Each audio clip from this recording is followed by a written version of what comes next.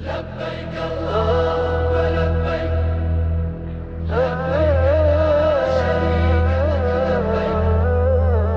لبيك اللهم لبيك. بسم الله الرحمن الرحيم. الحمد لله رب العالمين، وأصلي وأسلم على أشرف الخلق والأنبياء والمرسلين نبينا محمد وعلى آله وصحبه أجمعين، وسلم تسليما كثيرا إلى يوم الدين وبعد. Allahun e madhruar e falenderojmë, vetëm atij mbështetemi dhe vetëm prej tij ndihmë dhe falje kërkojmë. Paqja, mëshira, bekimet dhe lavdatat e Allahut qofshin për të dërguarin ton të fundit Muhammedin alayhi salatu wassalam, për familjen e tij, për shokët e tij dhe për të gjithë ata besimtar musliman që pasojnë rrugën e tij deri në ditën e gjykimit. Të nderuar vëllezër të pranishëm, asalamu alaykum wa rahmatullahi wa barakatuh. Jemi sot së bashku me ligjëratën e radhës, jemi duke folur për një shtyllë prej shtyllave fundamentale të fesë, prej shtyllave kryesore të fesë islame. Jemi me kapitullin e haxhit. Dhe haxhi, një prej udhërimeve të cilat e ka lehtësuar Allahu te bareke ve taala, është obligim për çdo besimtar musliman moshrritur i cili plotson kushtet për me krye haxhin. Dhe haxhi është vizita e Qabës, shtëpisë së parë të ndërtuar në rrezullin toksor, për të cilën Allahu te bareke ve taala ka thënë inna awwala bejtin wudi'a lin-nas lalladhi bi Bekka. Shtëpia e parë vendosur për njerëzimin është ajo që është e ndërtuar në Mekë. Dhe sonte do të shohim disa prej gjanave atraktive, prej gjanave interesante të cilat i përjeton besimtari musliman gjatë kohës kur qëndron atje në haxh. Vetëm se duhet pas parasysh se thirrja për haxh nuk është prej kohës së sotit, as nuk është farz prej sotit, por këtë thirrje për haxh i pare e bani Ibrahimi alayhi salatu wassalam.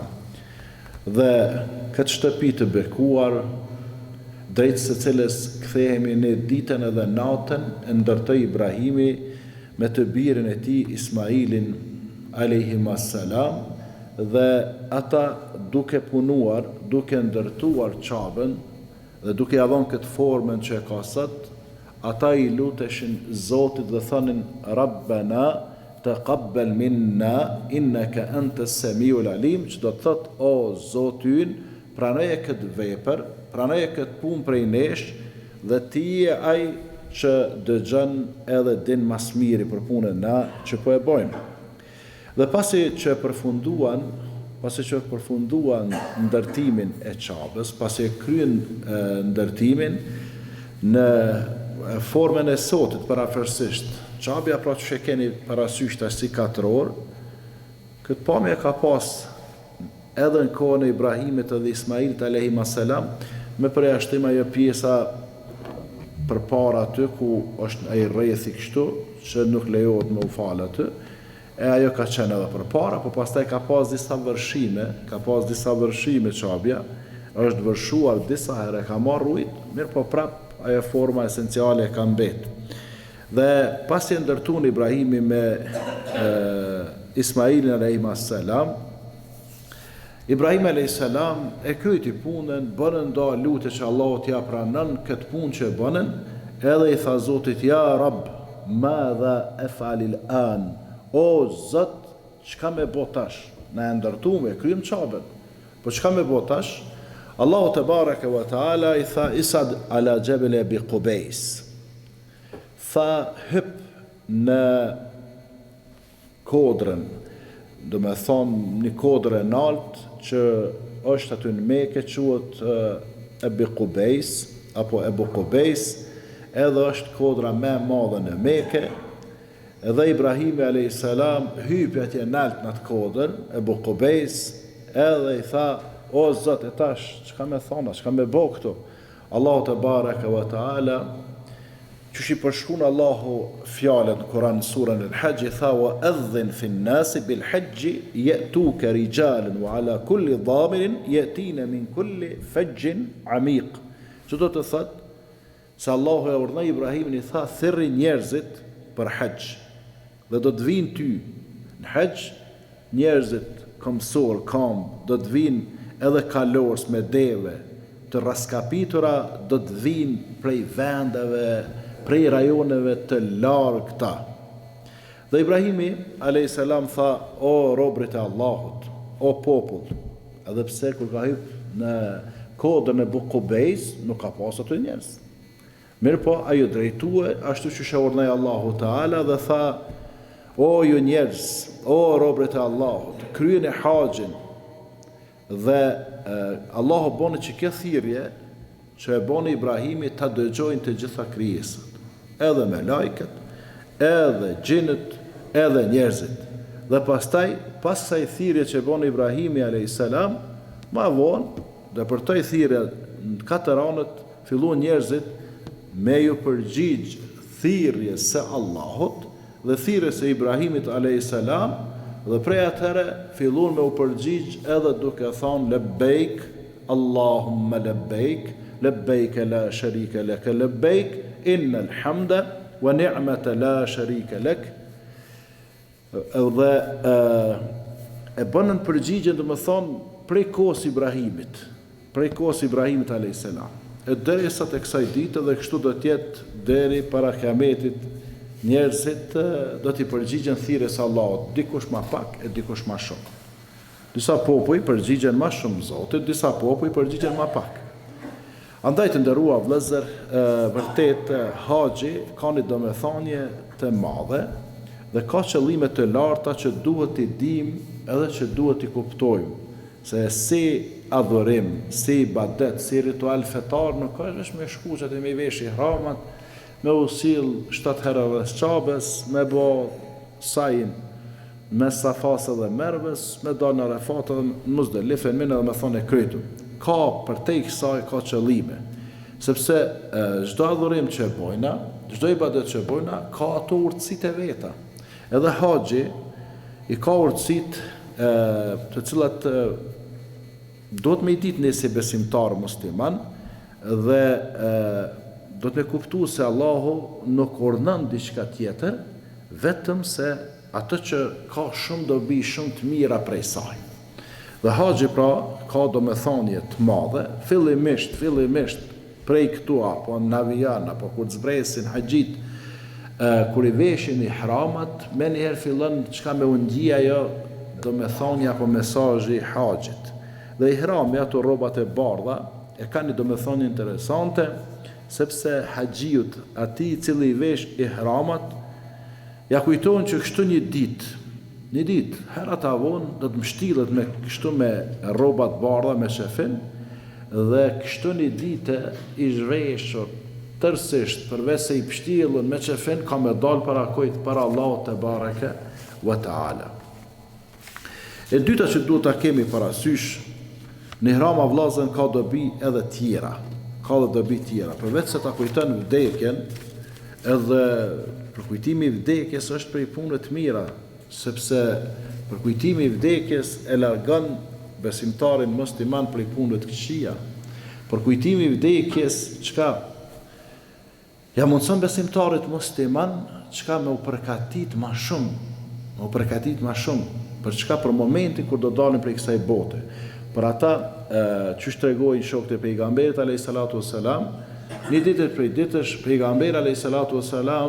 masi e varrosën një prej besimtarëve të Medinës, ol pranë varrit të tij, një shoshet varrit, edhe po e shikon varrin, edhe po shikon njerëzit për rreth varrit, edhe ju kthye aty në ju tha, ej ikhwani, li mithli hadha fa'iddu.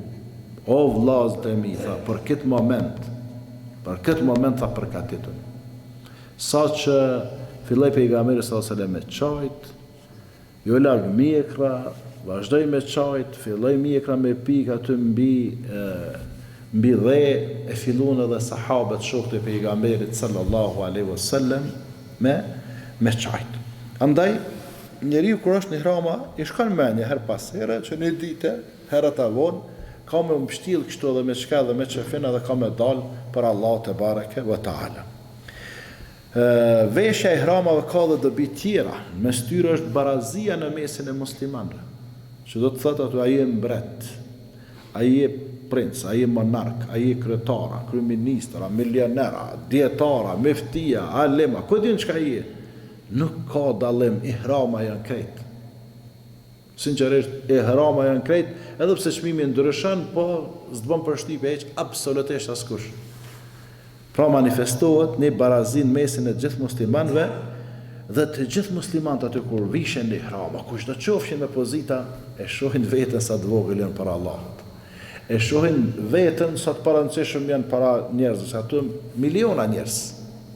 Miliona njerëz edhe kërkush nuk merret me kërkon se cili ka punë të veta, si interesante, ai i pasën, ai e dietar, ai e shkencëtar, ai e udhëhec, ministra, çka ai se cili interesohet për veten e vet edhe me përfitu për kohës kur është në ihram. Andaj veshja në ihrama na tregon sa të vegjël jemi para Allahut te bareke ve taala.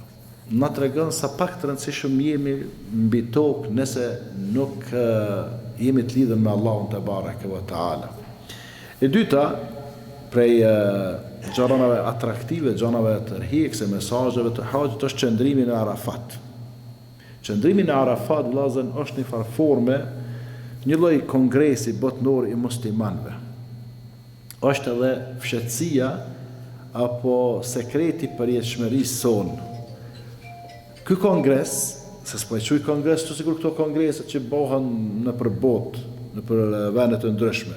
Ky kongres dallon prej kongreseve tjerë, sepse në ato kongrese tjera ku të bëhen njerëzit, këti kongrese plot në për Evropë, në vende tjera, ama aty caktohet një udhëhec në ato kongrese, zavenci tina, caktohet reni ditës, pikat e ditës.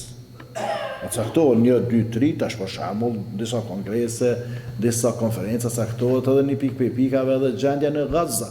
E muslimanëve Allah ju ndihmoft, edhe ja lehtësoft gjendjen. Edhe i shpëtoft prej armikut të tyre, i cili nuk po zgjedh mjete dhe mënyrë vetëm se jo me i gjunjizu, po me i likuidu fizikisht, edhe me zhbo krejt atë vend.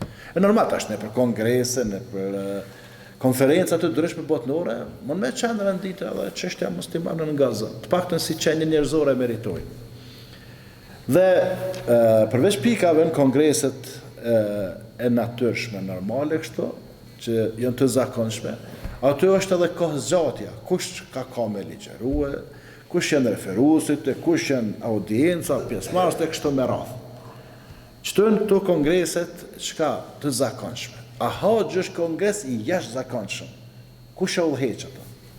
A ka njëri aty që dele udhëheq? Jo.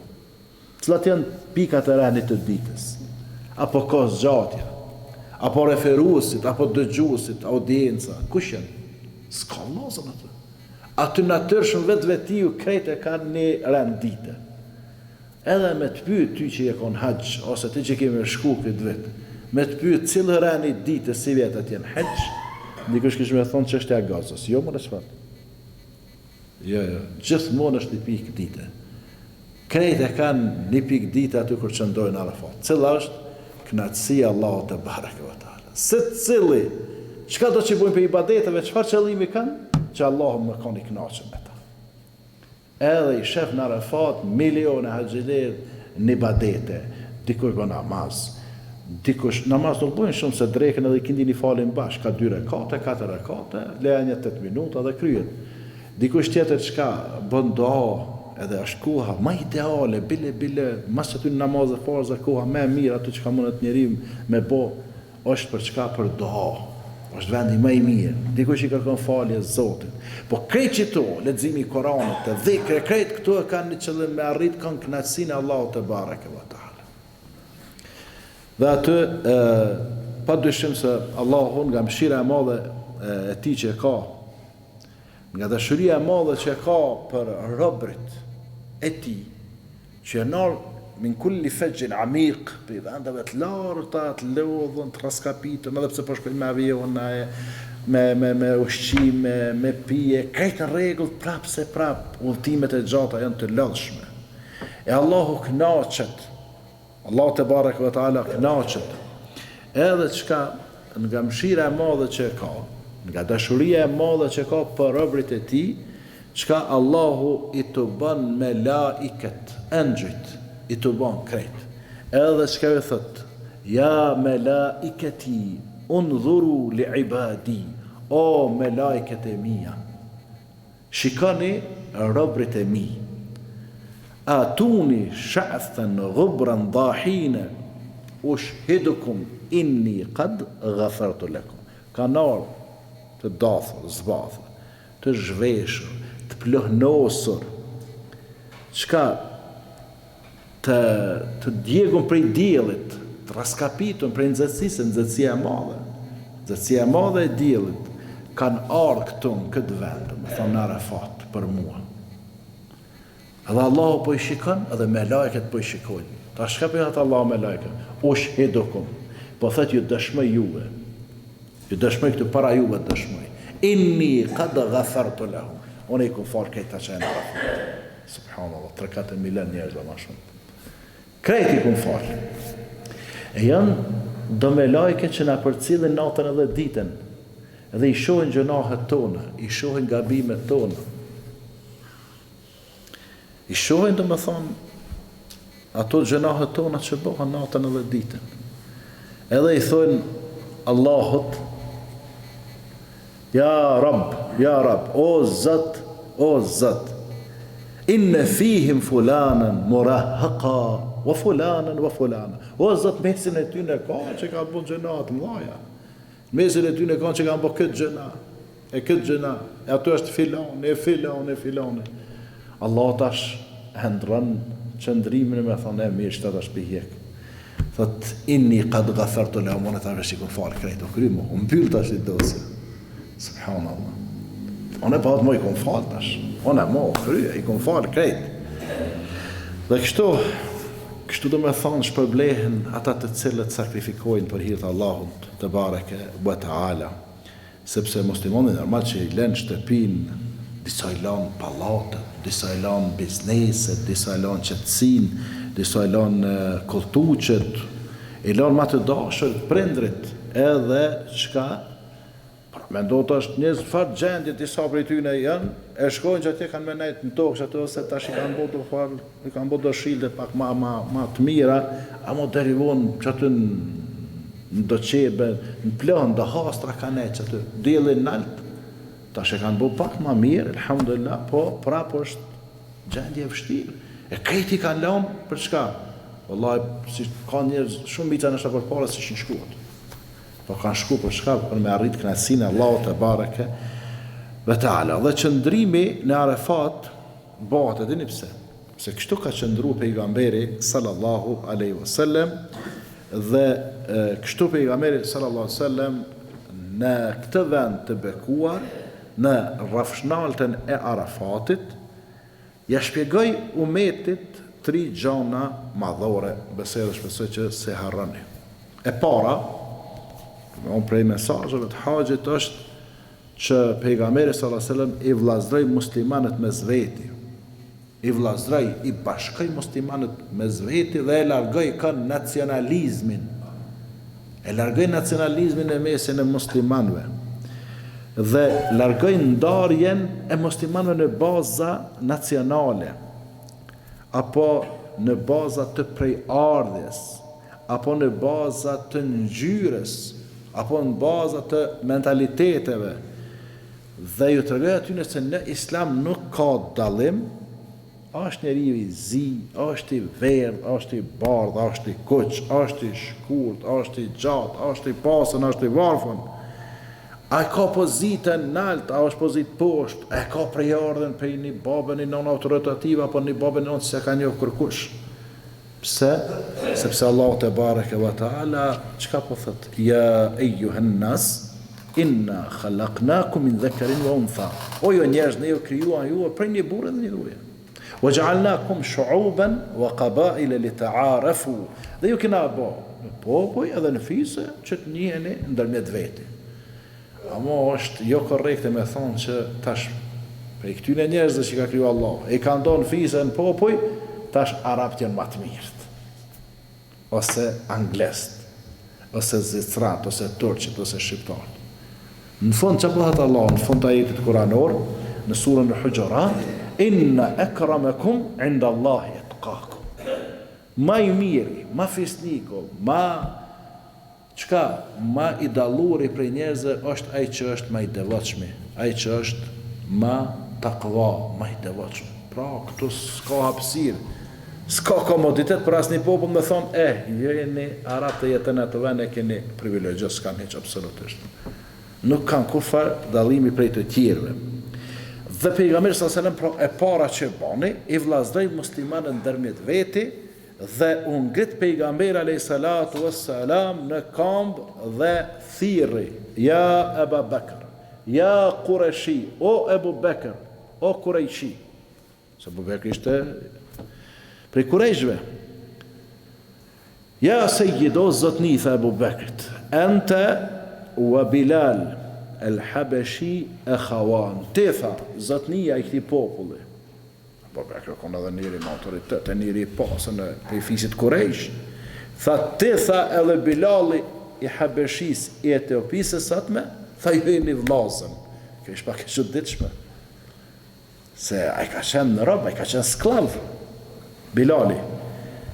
Ai ka qenë sklav, edhe Abu Bekri çka e ka liru ato prej skallavrisë. Pra çka e bashkoi kanë 20 që ishte do me thonë i klasës së lartë shumë shikimin e njerëzve. Një njëri autoritativ, një njëri pasën. Për një fisit njohur, fisit pejgamberit, fis Quraysh. Ti tha edhe kush ai Bilali afrikani, tha i një vllazë. Pastaj tha, ja Umar, ja Faruqul Islam, tha, o Umar, o ti tha që e ke sharu islamin, e ke dallu islamin me kufrin. Anta wa Suhejb ar-Rumi e Khawan. Ti tha edhe Suhejb Romaku. Suhejbi ka qenë Romak. Suhejbi ka qenë Romak. Tha ti, tha me Suhejbin, eni qka, eni vllazën. Dhe pastaj thirrë dhe tha, ja Ali, anta wa Salman al-Farisi e Khawan. O Ali, tha, ti edhe Salman Persiani, tha, jeni vllazën. Se Salmani ka qenë i Persis, ka qenë shka? Ka qenë zjarpotist, adhurusi zjarrit. E pranoi islamin, e kur e pranoi islamin, shka u buj barabart me Ali. Paramendoj Ali djali Axhës pejgamberit sallallahu alajhi wasallam. Pastaj për ai jetë me zjarpotist i Persis persian, i barabart me Ali. Kjo ishte e para, por mos e harroni. Vllazërimi i muslimanëve. E dyta, në haqë, pejgamberi sallallahu alaihi wasallam botnisht, publikisht e bëri publike për herë të parë që kishte bën ndonjë udhëhec, ndonjë herë dikon bot, të drejtën e gruas muslimane dhe vlerën edhe rëndësinë që ka ajo në shoqëri. Sepse gruaja përfaqëson gjysmën e ummetit, edhe çka bën? Edhe e lin gjysmën tjetër, që do të thotë një ummet në veti. Pra gruaja përfaqëson gjysmën e ummetit, se gjysma janë gra. E kjo pjesa tjetër pastaj vjen për shtynë e grave. Do të thonë gjysmën e përfaqësojnë gratë, edhe gjysmën tjetër që në burra i lindin gratë, edhe çka e bën një ummet të plot. Andaj, me pas tash këtu në mundësi me i thirr mediat edhe më thonë se ata që thrasin lirit e grave, sinqerisht po them, ata janë ndoshta abuzuesit e grave. Ata që thrasin në lirit e grave, në të drejtat e grave, ata janë që abuzojnë me gratë.